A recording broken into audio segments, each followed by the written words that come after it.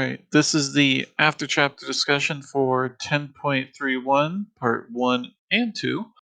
I'm your host, Mr. Wiggles, and yeah, let's start off with what everyone thought of the chapter, your general impressions, and any of your favorite scenes, anything, um, least favorite scenes if you want to, things you would want to see changed, moments you loved in the chapter, anything like that. Just go ahead and give your general impressions, and I'll start us off by just saying, wow, what a fight that chapter had.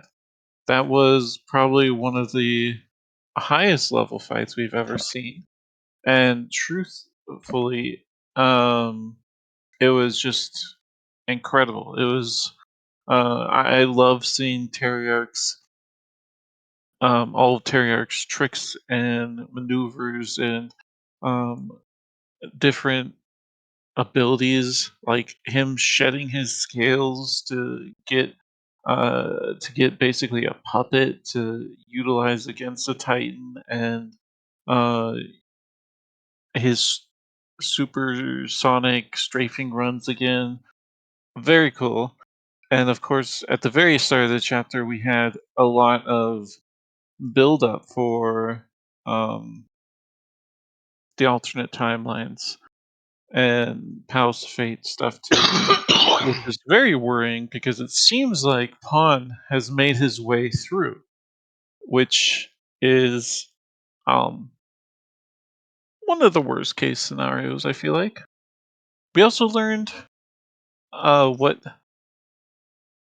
we also learned what the mysterious figures were with um, that have been plaguing Casigna and the grand design. And it's psychopomps, like quite a few people were thinking of the last few times we saw them. So, very interesting. They seem to be not gods exactly, but they seem to just be personifications of death itself, which is very, very cool. And it still raises the question of what exactly they're doing here.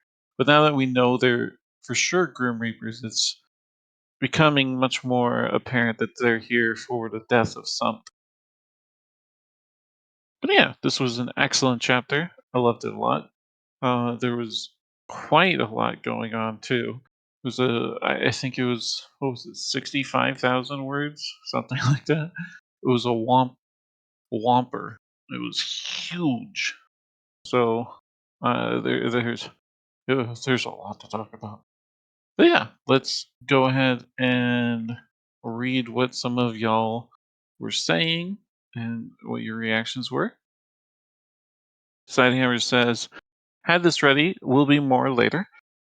I was feeling really warmed when I read the name of Shirka's skill, inspiration, my hero string. It really hit me in the feels, but it sort of, I don't know, petered out once I saw her class, Ward Child of the Savior.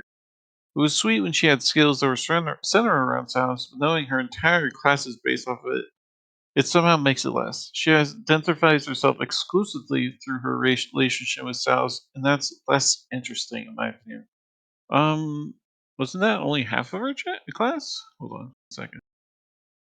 I forget if it was her whole class. I thought she had a common class. Let's. Yeah, she has General of Will, War Child of the Savior. So that's not the only thing that defines herself.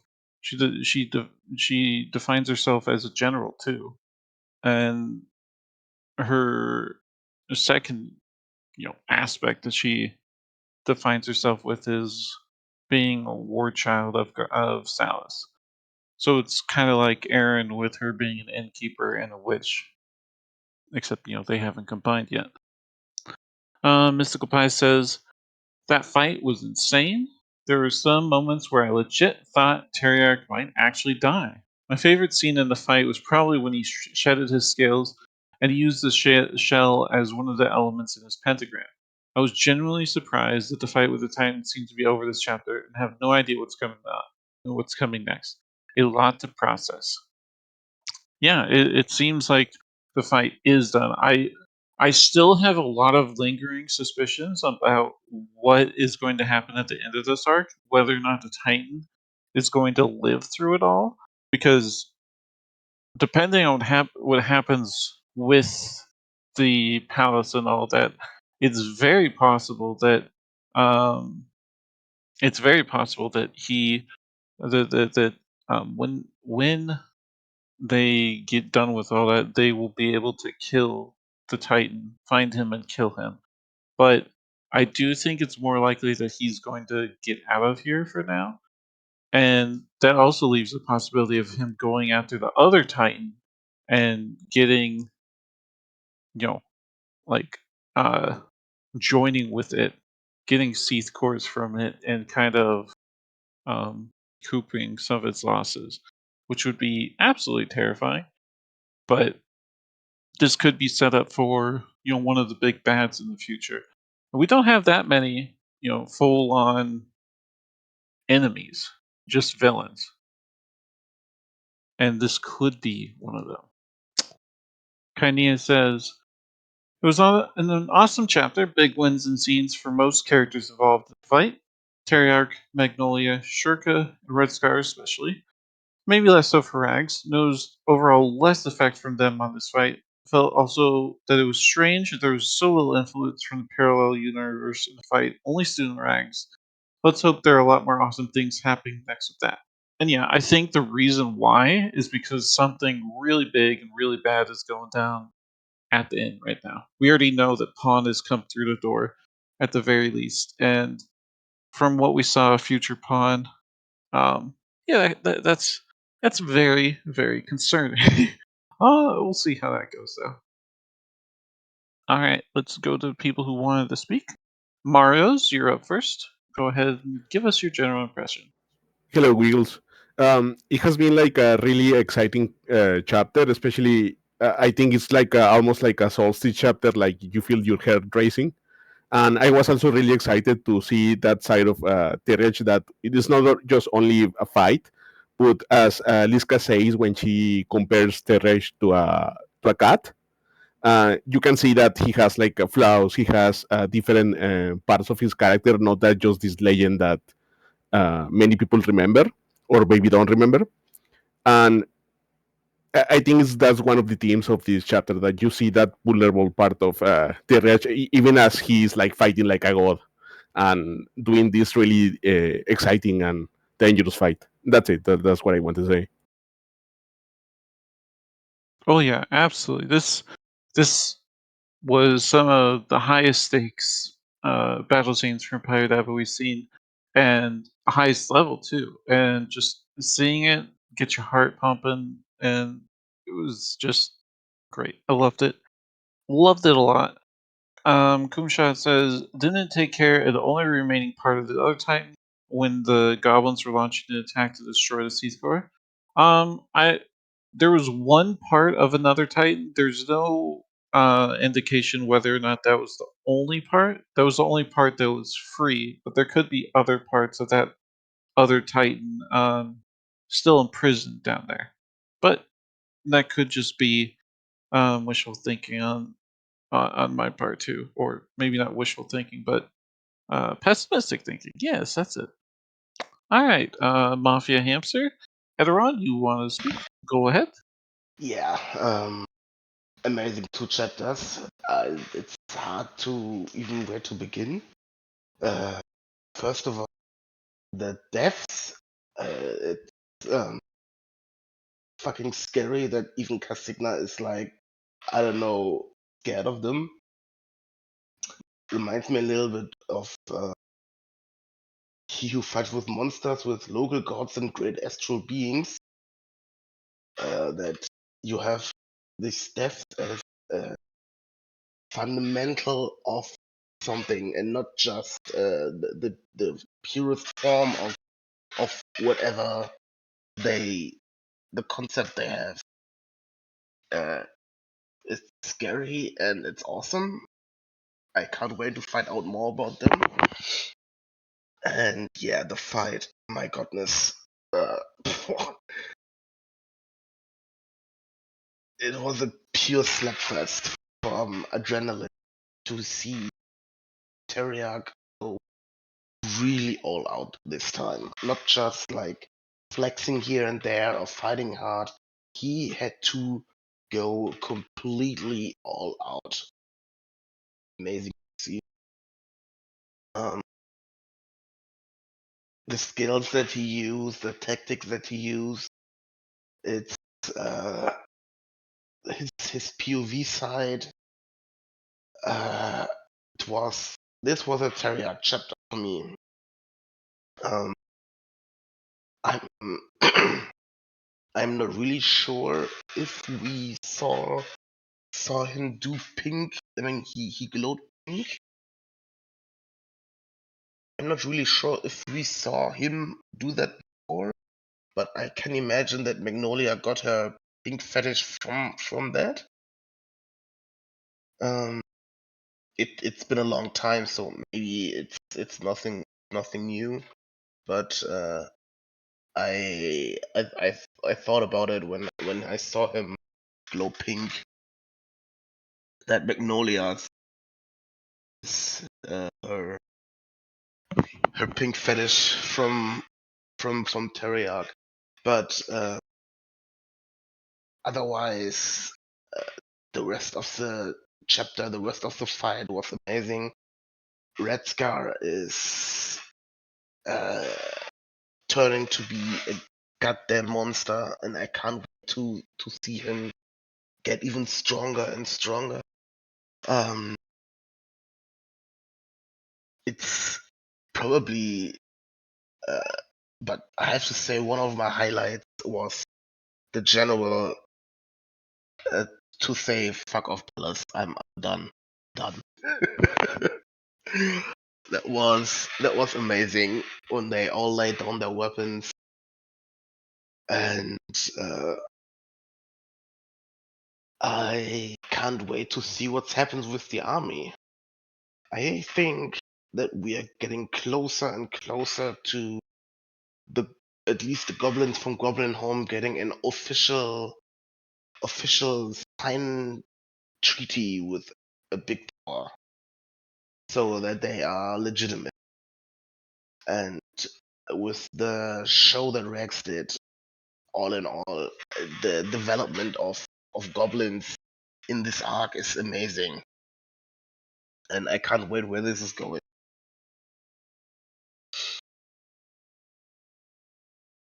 Absolutely agree. I Shirka abandoning Salis or not Salis, Talithar, Palace. Palace.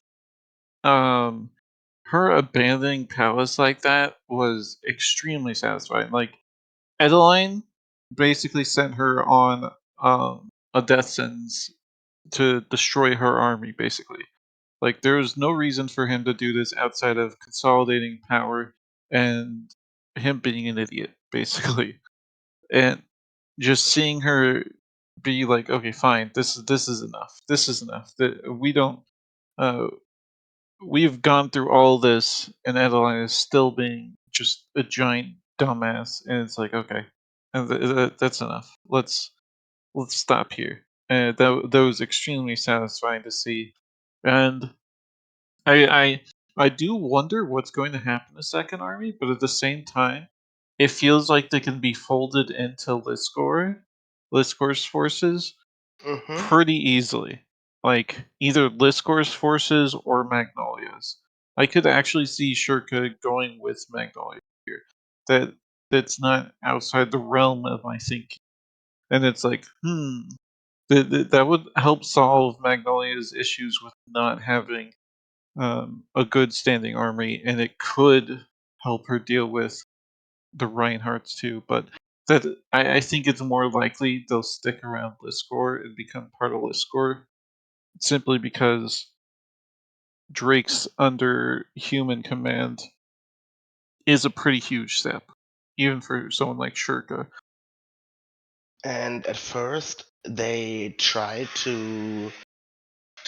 I mean, after the Titan, she was still loyal.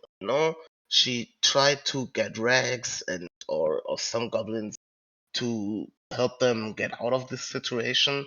I really thought we're gonna go get some Suicide Squad action with Student Rex and Palace commanding some some null creatures to do missions or whatever. Um, but then the Kraken Eaters attacked, and after that, Alice still gave stupid stupid orders, and you just could see the point where she thought, no, you know what? Nope, it's fuck off, I'm out of here. Um, and yeah, that was just amazing. Really was. It really took the Kraken Eaters to nail the point home that Palace High Command is just lost. They're full of idiots. Very much so. All right, thank you, Edoron. Let's move on. Mario says Palace ain't paying enough for this slash meme. Yes, exactly. Kanye says Shirku's army also felt interesting with their Antinian tactics. It would be good if we saw more of them in the future in a more friendly position. And yeah, they modeled a lot of what they could do off of Antinian. And it's really interesting to see because it's basically a telepathic link between an army is like super powerful, and seeing that in a Drake army especially is terrifying. Miss Europe, you want to speak? Yeah, this felt like a big, maybe. It feels weird to say that this felt like such a huge chapter and payoff when there's another, like the other half of this crisis is still just spinning wildly out of control down below the mountains or in the valley, so to speak.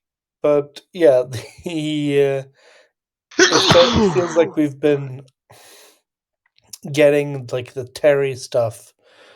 Like, oh, Terry Arc is so powerful. He's so cool. He can do all these things, and then he finally comes out of his cave and does stuff. But he's fat and old and can't fight anymore. And now, after his background training in Volume 10, after millions and millions of words, we finally get Terry Arc actually going full hog in his dragon form, and it was great. I After all that build up, I don't think there's more anything you can say that's more praise than I really like. I wasn't let down, honestly. And yeah, with the then we have all the characters just doing their um just doing their stuff in a very satisfying way, I guess is the best way to put it. I mean, there's not much individual, like, not much an individual can do against, like, in this situation. And yet, I think that Pirates still managed to get like, their characters across in a very good way. You had, like, I really enjoyed when Student Rags came in at the start and tried to do her like battle hype up and like when she did her speech, and there was even a comment in the background how like, yeah, the Titan probably said you shouldn't do this because it's dumb, but I mean, she makes it work. So yeah, I really enjoyed how it all came together. Yeah, I'm very glad to hear that you enjoyed it a bunch. I loved it too. It was just such a it was such a well written fight for being so long too. Like this was one of the longest battles we've seen, but it was between fewer actors than we normally see in these big battles, like these big, long written battles. It was between Terry, Titan, some goblins, and some drakes, and some. a few humans, and it's like that's nothing compared to the big battle scenes we usually get, where it's several opposing sides that all mix and mingle, and it's hard to keep track of. Whereas here, it was just mostly dedicated to Terry versus the Titan, and just supporting cast helping him out. And I think that helped a lot in making it just such a memorable fight in terms of just how well written it is. And that really was great to see. Mario says, "I think it got the best balance of skills and narration of the novel, in my opinion." Wow, that's um, I think I still like the Mersha versus Grimalkin more somehow. I just really love that fight, but that's more for not because it was necessarily better written. I just love um, the thought behind that fight. But this fight is definitely up there as one of the best ones. Sidehammer says, "I really enjoyed the chapter as a whole. I regret my first words being a complaint. Love the death illusions. I counted 3 deaths that I recognized. The battle was crazy. Really enjoyed Terry's tactics. Knew the Mort Titan wouldn't be dead, even as the narrative seemed to build toward it. Or rather, I was waiting for the other shoe to drop and was worried Terry would take a real hit if I let my guard down. Super interested in getting back to the end to see what's happened there. System Sean adding tooltip to level ups is really crazy, and I love the color commentary. um, I know quite a few people in the other server uh, have very strong opinions about the skill descriptions, but for me at least, it was fun to see simply because you know we get skills from random people sometimes at the end of chapters. Like during Zeldona's chapter. After that, we got quite a few random skills for Red Scar, Pacona, Calruz, but we still don't know what those skills do in a lot of ways. So seeing these skill descriptions here and being able to get these is interesting to me because I just love seeing that kind of stuff. Um, I just love knowing what it does right away, even if it doesn't allow people to explore it. But I definitely think main grand design gonna nix that as soon as it can. Like, there's no way it's gonna leave that um, for if no other reason than just Pirate Habit hates Ready, that kind of stuff. All right, how about we move on to some quick questions first? We'll just do a short, small question. Um, how many deaths did you recognize, and which ones? Obviously, quite a few of these deaths were from other series. There were callbacks and references, and I personally didn't recognize any of them because I haven't read the two stories, but I do know what they're. I do. I have seen what other people have said, such as like the death of rats is based on Terry Pratchett for sure. Um,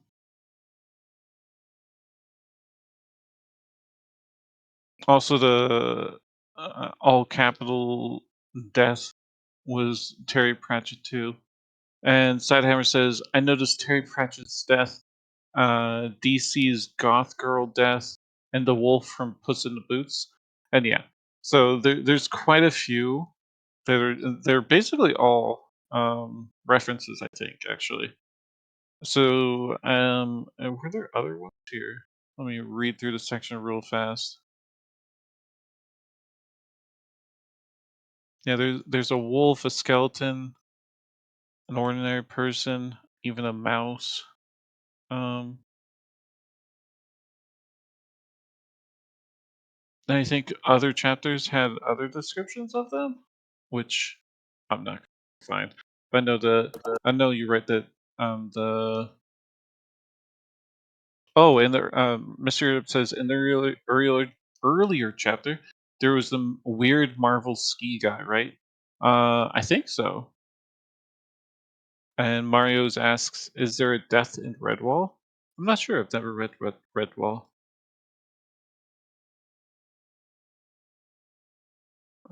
But yeah. All right. I think we got all the ones we could from that. Let's move on to another question. Terry Pratchett is this Discworld stuff, isn't it? I've never read Yeah, it. it's Never read. Discworld. I haven't read it either, though Pineapple loves it and I know. praises it quite a bit. I'll read it one day. I'll read it one day for sure. Yeah, yeah, one But day. it's also One very day. much and very, very, very much of the. It's a Um, lot. let's move on to this question. Let's side him. Sidehammer says Terry P is hilarious. Definitely worth it. Yeah, I think a lot of the humor that Pineapple writes in TWI is very reminiscent of Terry Pratchett's humor too. At least that's what I've been told. All right, let's move on to the next topic. And it is, how do you think Terriarch will fight now that he removed his scales? And I think this is important because he's going to the inn. The inn is obviously a hotbed of conflict right now. Otherwise, why would Student Rags and Red Scarf be the only two that went back? Why wouldn't normal Chieftain Rags, Obviously, she thinks there's something at the end that she needs to stay around to fight against, because otherwise there's no reason for her to just skip out right now. Um, and Terriarch is heading straight towards that conflict. And he's currently scaleless, a pink salamander, new to the world, except you could get some stones, I guess, but new to the world. Just got his underscales on, and honestly, I think he's at the weakest he's been in this entire series, and I don't think he's going to put up any kind of fight anywhere. I think if there is a fight in the inn, this is this is the point where he runs and flees. This is where he becomes the survivor and he does not engage at all. If it comes to that, anyways. Like, I don't think he's got any fight left in him. But I do think it's important that he lost his scales, because there was one passage in the chapter that made me think that he had kept the scales too long and they'd gotten too heavy on him, so he'd outgrown them basically. So I think once he regrows the rest of his scales, he's going to be in a lot better fighting condition. But let's go to comments. Mystical Pie says, "I'm thinking he won't fight TBH. I don't see how them outright fighting Megapon will go well." Yeah, Megapon is terrifying. Mr. Europe says, "With one hand covering his junk." What a delightful image that is. I think we all can agree that Mr. Europe's image of a naked dragon holding a hand over um his manly junk, it, it is the exact image we needed right now.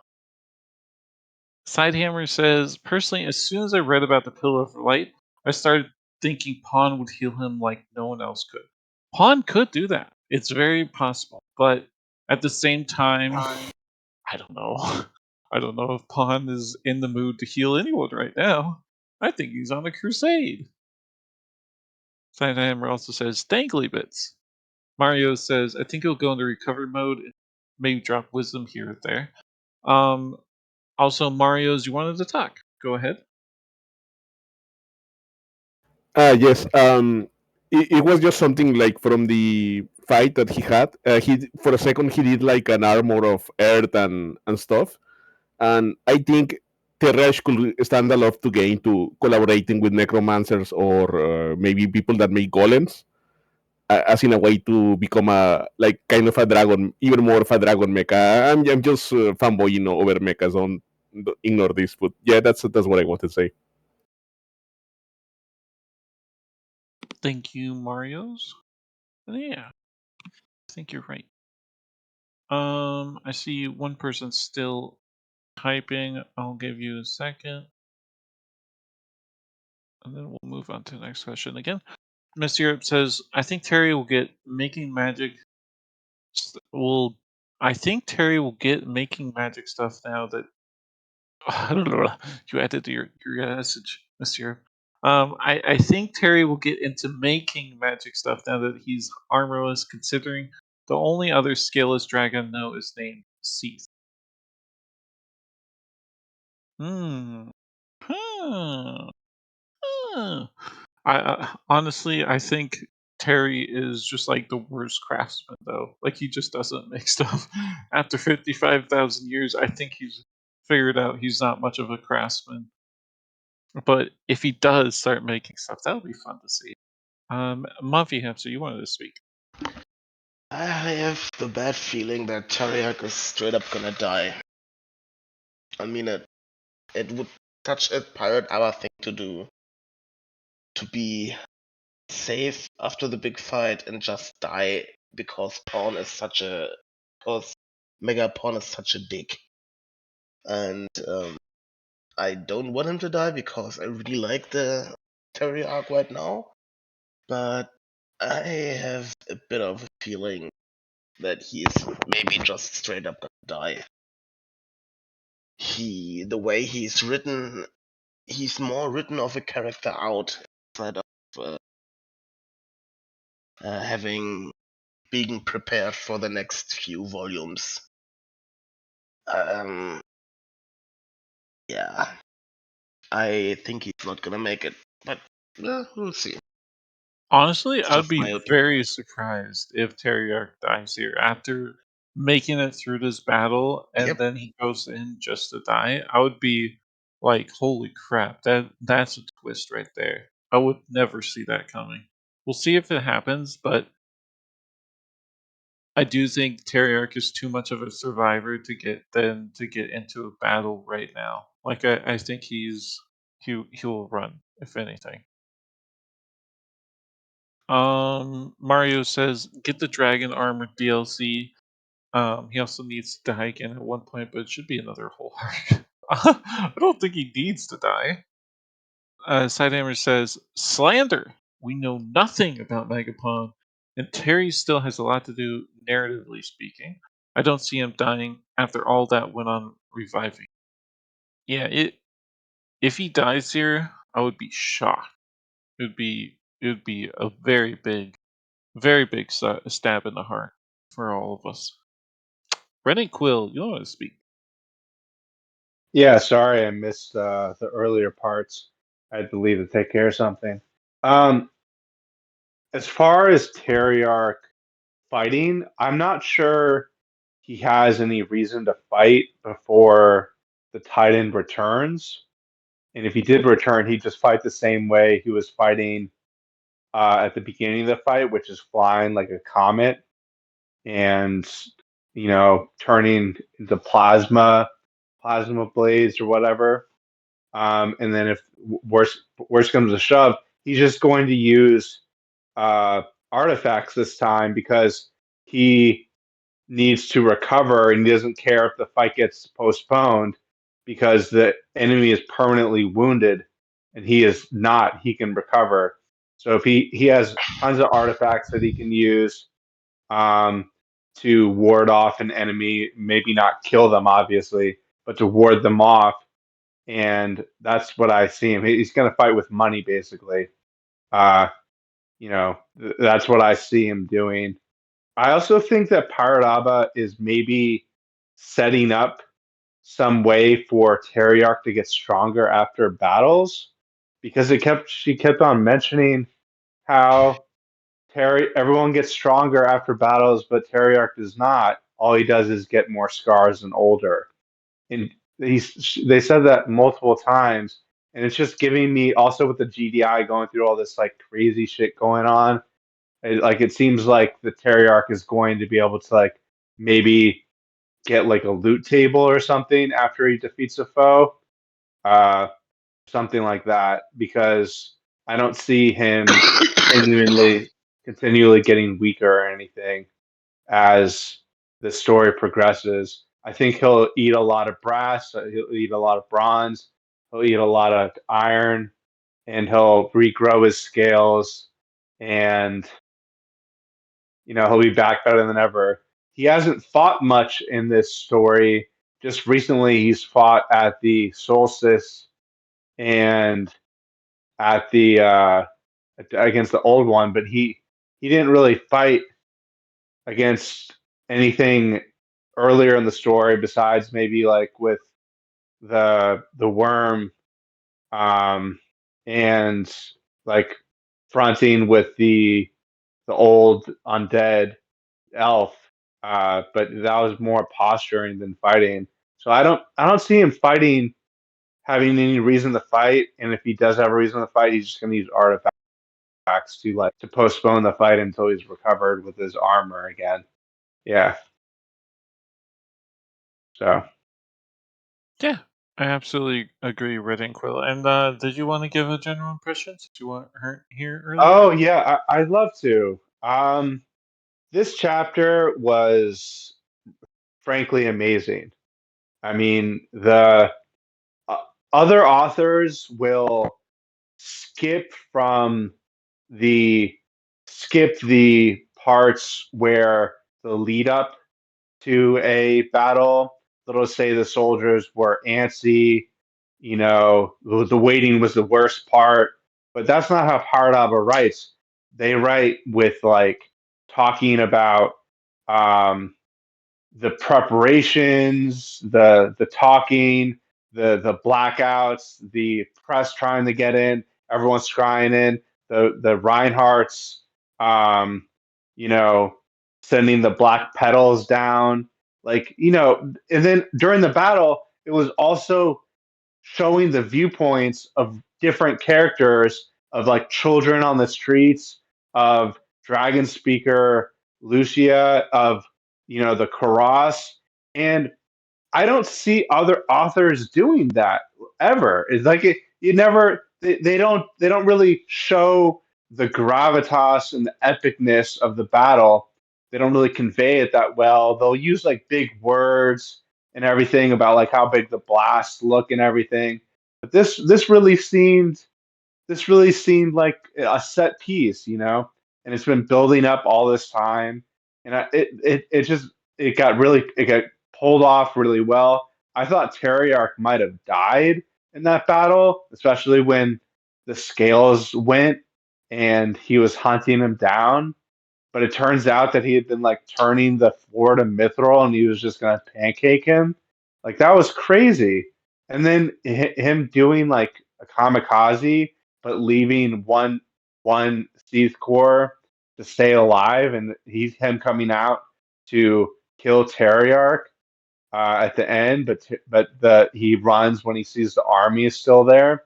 Like that was nuts. And I thought the Paradava did a fantastic job, did a really good job. It seems like kind of crass to give it a number, but this was a 10 out of 10 chapter, and I'm so happy to be here reading a story that is still so good 13 or 14 million words later. Really, it's such a joy. Um, so happy to to to be here and living in this moment, because I don't think there's any other time in history when a written work of this nature, of this length, of this quality was being released week after week. It just doesn't exist. Like I think the closest in this, like in any time in history, it doesn't exist. And the closest you can get to it is maybe Arcanthris, because he releases a 20,000 word chapter weekly. But like, it's really quite stunning, and really I really enjoy it.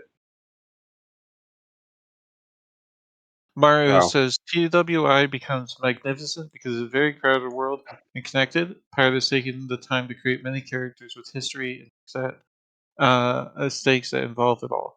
And I thought that just like connects exactly with what you were saying, Red and Quill, where you know other authors do not connect grand epic battles to around the world. And I think that's because making these kinds of epic battles is extremely difficult to write, and they just haven't done the proper setup beforehand, which is why TWI is so unique in so many different ways, is because Pirate Abbott is not afraid to write and write and write and write until they have all the setup they want and all the setup they need to write to get to that one glorious moment that really showcases everything they've set up before that and really showcases how well they can um, write a They can scene and they can make it tie it just feel, together, you know. yeah, Yeah. how it all just comes together. And that's, one of the reasons why I love epic fantasy is because it just feels epic. It's all the world coming together for one moment, and not there are very few stories out there that can really do that and really make it feel good, because it's probably one of the hardest things to write about. And when Paradaba nails it, it's always just fantastic to see. And this battle really was just nailing it. That's something I think I've said multiple times, that this is Pirate Abba's strength, to have these Avengers Endgame moments, to build up for volumes and volumes and volumes, and give us one moment that just blows you away. We had the chapter with Bird and the Ballista, build up from volumes ago. We had the Horns 666, build up from volumes ago. And this is what Pirate Abba does. And when the moment comes, it's always mind blowing, and that's why TWI is the best story I've ever read, and I love it. Um, Yeah. Nothing comes close, honestly.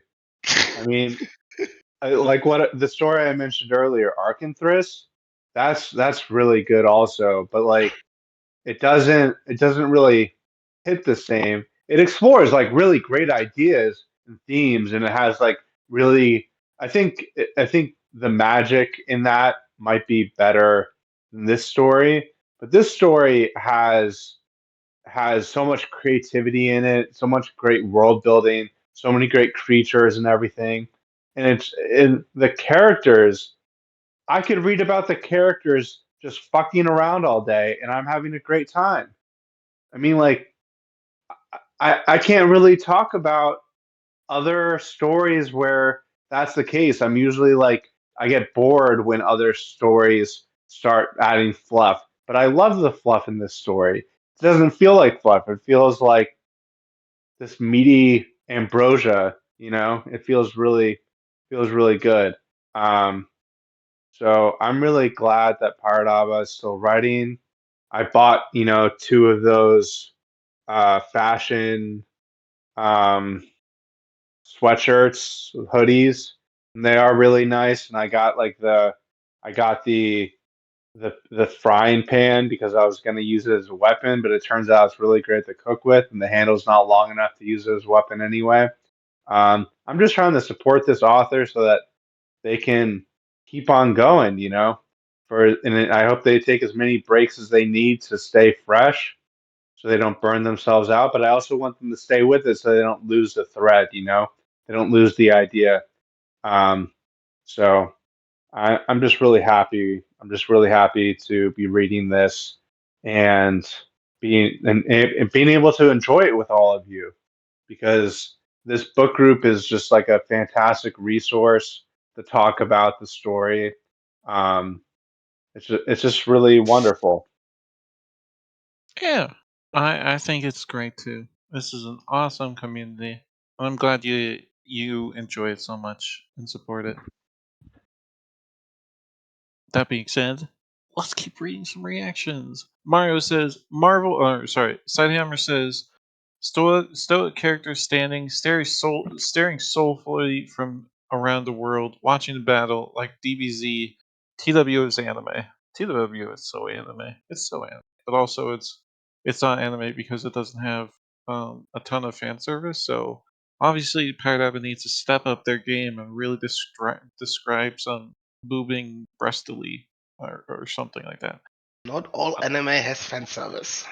Um, like 95%, but That's I true. I'd say that the manga may not have fan service, but the anime definitely does because they have to fill in the time slots even if Then you all there's not just enough watch. story. Then Ala, you just watched the wrong anime. yeah, Trust it's me. true. It's true. I do. I don't watch anime anymore anyway, so I don't have any leg to I've stand watched on if over my husband. 1,200 different ones. That's I've watched a lot, Oh, I'm not as much of a connoisseur as you. and there is no fan service and everything. Besides, we have mating rituals. What? Uh, all no, right. but So if you look at the fan service ratio to words Yeah, I written, it's know. very I low, know. very low. all right. Let's get back on track. Sidehammer says Bruce Faulkner music in the background. Mario says Marvel can't compete. Oh ho ho ho ho. And Sidehammer says I know not everyone likes One Piece, especially Wiggles, Grumble, but it shares such a long run and being able to bring together seeds planned so long ago. Just really quick side thing. I I think One Piece is good. It's just not my cup of tea later on. I'm not saying it's bad or anything. Kainiya says, but in this one, we don't even need Eren or Ryoka around to have such awesome battle moments. Such moments are less common in Peace. Kumshot says, Main Ritual Part 3 still has a chance until the series is over. Kainiya says, more in the more recent chapters, maybe. Sidehammer says, what you talking about? Wiggles, Ryoka gets stripped naked in front of peeps all the time. Mario says, my friend has a phrase, uh, One Piece is the best story being written. He also said TWI is the One Piece of web novels. Not biased at all. Nope, no bias here. Who would be biased here? All right, let's move on to second to last question for today. Uh, will Risveri and Vosafison succumb to their baser instincts and try to seize the powers of the fates for themselves?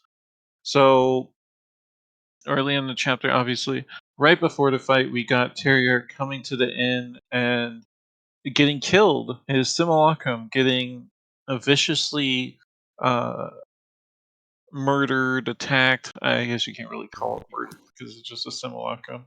And Risveri know that. So it was viciously attacked by Risveri to get Terriarch away from the inn. And that does not spell good things for what Terriarch is, or sorry, not Terriarch, for what Risveri is thinking about doing with the Palace of Fates.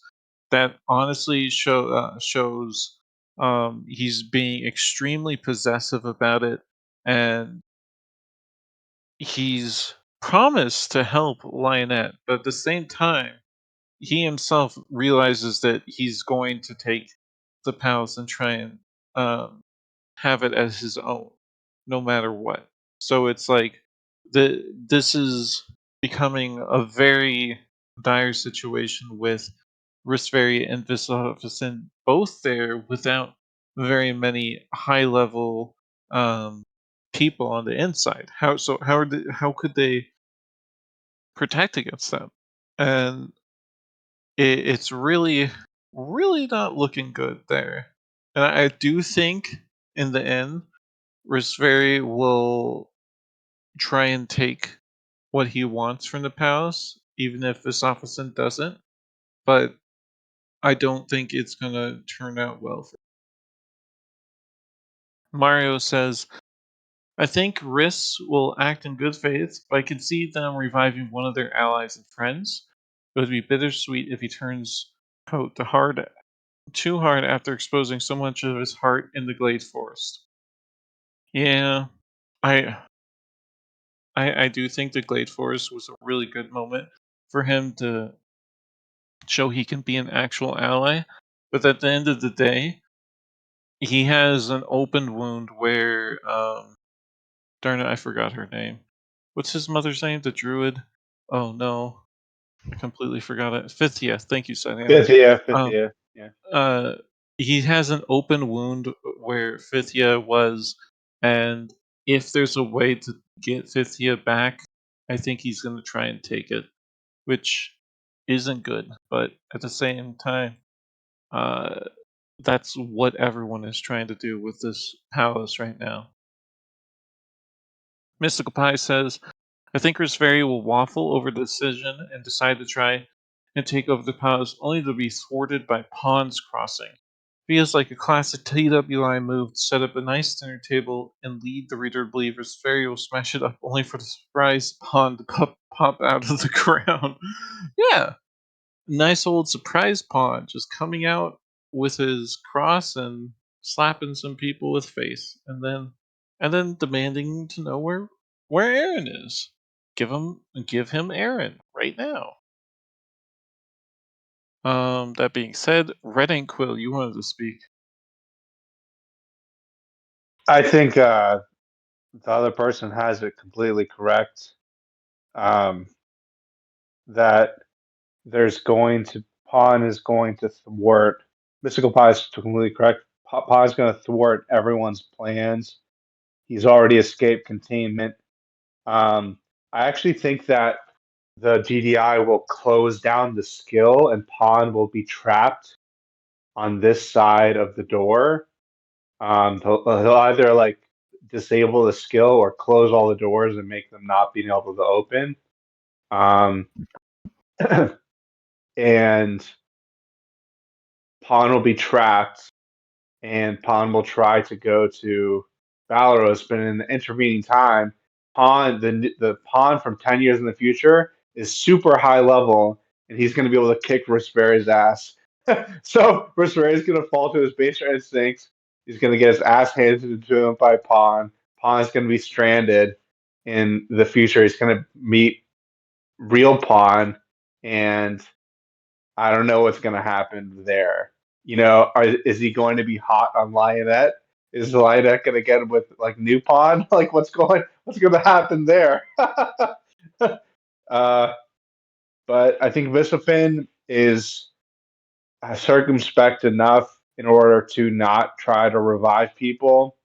Um, and I also I think he respects Aaron more than Rosberry does, and he respects the resource of the end more than Rosberry does. So that's what I think. I don't know how Pawn is going to react to new Lionette because it's not like he doesn't have Lionette back in his timeline, and that is like who he is dating, and it's who he knows. He's Yeah, but probably if the skill gets disabled, he won't be able to. He won't be able to that's go true. back. That's true. Um, yeah, just another reason why Pawn coming through is very dangerous for everyone. It was probably the worst case scenario, and now here we are. Here we are. uh, I forget Um, why Rags and company even went through that door in the first place. I think they were trying to find Mersha, but Mersha was on the other side already. So it was like a completely wasted trip, you know? I don't know what they got, like some intelligence maybe.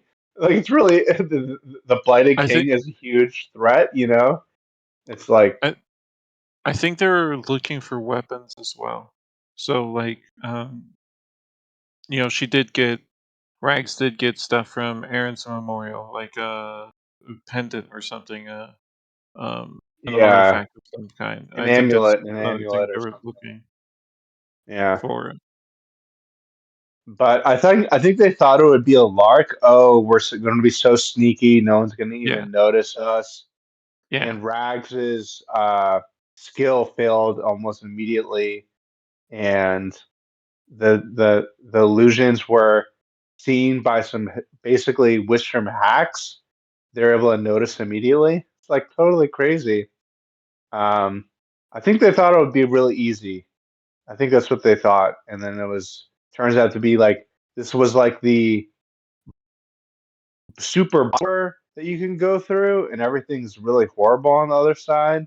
And they really should have seen it coming, seen how terrible the reality was. You know, Hmm.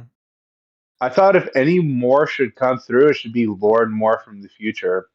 But that's just my 2 cents. If we get Lord more out of all this, I'll be so happy. I would love Yeah, it. Lord Moore would be so cool. I Lord don't Moore think would we be will, awesome. but it would be Come on. awesome. What if he comes through with Pawn? He's at the party, he comes through. Oh my god. Uh, uh, all right, Like, let's read off some more of what chat is saying. Sidehammer says, Fifthia, it will show real growth if risk can resist, but I can see Pawn making his choice moot. I hadn't thought of that, lol. And yeah, Pawn really could just be making his choice completely moot because Pawn. I don't think Pawn will struggle very much with Risveri or with anyone because he's kind of coming in with the biggest cudgel in all of the future world, and the past has no idea how to deal with faith at all. So they're going to be caught blindsided by, instead of just small old level 30 pawn, there's going to be big old level 60 plus pawn. And that's terrifying. Mario says, how did I fuck up pawn? That being they said they probably got back together at some point. All right, let's actually move on to the last question of the day since we're actually here on what I wanted to do anyways. Pawn and Inn. How did he get out? What are his goals? And what has happened to Rags? Not student Rags, to be clear, Chieftain Rags. Why is Chieftain Rags not with her tribe? Why is she still in the inn and um, only sent Red Scar and student Rags back? I think this is like the key to the end of this arc. We've come to the point where we've explored. I think all we're gonna explore of the majority of the Pals of Fate. So we've got the future timeline, and it's intersecting now with future Pond coming through. We've got the good timeline. We've got Brunker's timeline pretty much shunted off. It's done with. And the good timeline, we have people still nervous about what's going to happen, and potentially someone's going to get picked from there. But overall, this is like the end of this arc, the final conclusion. And I think Pawn is the big bad, one of the big bads. Anyways, he's um in the future. He's very much a zealot, and he will do anything to get Aaron back, and he worships Aaron completely. So him coming through to this point and knowing Aaron is alive here is very worrying, and I don't know what his reaction is going to be, but um, I'm very worried that it's not going to be good, and he's going to take what he wants forcefully. Red and Quill, you have something to say. yeah, I think it's obvious that he's going to go after Rags, not Aaron, that's on a raft because she's dying. She would die without his help. And the door is open for her. He'll find the door. He'll go for that Aaron. And that's probably what's going to happen. So, yeah, I think that's what's going to happen. Um, I think that Han is a threat, but also maybe an ally. Hmm. Uh, so he's his own. He's got his own goals, and he is allied. He could possibly, if anyone's injured at all, he could heal them. Reynolds could get his legs back. You know, he could do a lot. You know, the knight leader with that was part of the Brothers of Serendipitous Meetings or whatever. He's burned. Pawn could heal him. So I think we're gonna see a lot of people coming back into like Minilet will get his tail back. Like the crazy shit can happen with Pawn coming back. And I don't think it's going to be all bad. I don't think it's going to be all good, but I think it will be very interesting. So Thank you, Red Ink Quill. And yeah, there's definite opportunities for it to not all be bad. For sure, for sure. There are ways that this could go pretty well. And you know what? I'll start thinking more positively. Everything is gonna turn out well. Pawn is gonna just be like, okay, I see what you guys are. You guys are on my side. I'm not gonna hurt you. I just need to see Aaron, and that's it. And you know what? Yeah, I agree. That's how this is all gonna happen. No one's gonna get hurt. No pain, no suffering. Nothing bad is gonna happen. Everything is gonna be good. Ah, thank you, Red Ink Quill. You have cured me of my pessimism, and I understand how this arc is truly going to end now. Thank you. Thank you. All right, let's move on to what people have said in chat. Sidehammer says the only thing more important to Rags and their tribe would have to be something involving Aaron and now probably Mersha. So she sent Red Scar and Student Rags ahead so she can aid against whatever's happening in, presumably something to do with Pawn. Though from what Red Ink was saying, I love to see Megapon healed, jellifying Aaron on the raft. Oh, that would be very interesting to see, actually. Um, I hope we're all wrong and Pawn isn't going to be a bad guy. And Missile Pie says, not sure what Pawn will be up to, but I want to add that his god doesn't exist in the main timeline. I think he will basically be hard limited by however much faith he had to save up when he made the crossing. That's a very good point. Excellent point that he, um, his god isn't here, though. Yeah, I wonder how that's going to affect him, and that could be the way he's beaten. But yeah, this was a nice discussion, everyone. This was the discussion for 10.31 parts 1 and 2. And thank you all for joining me.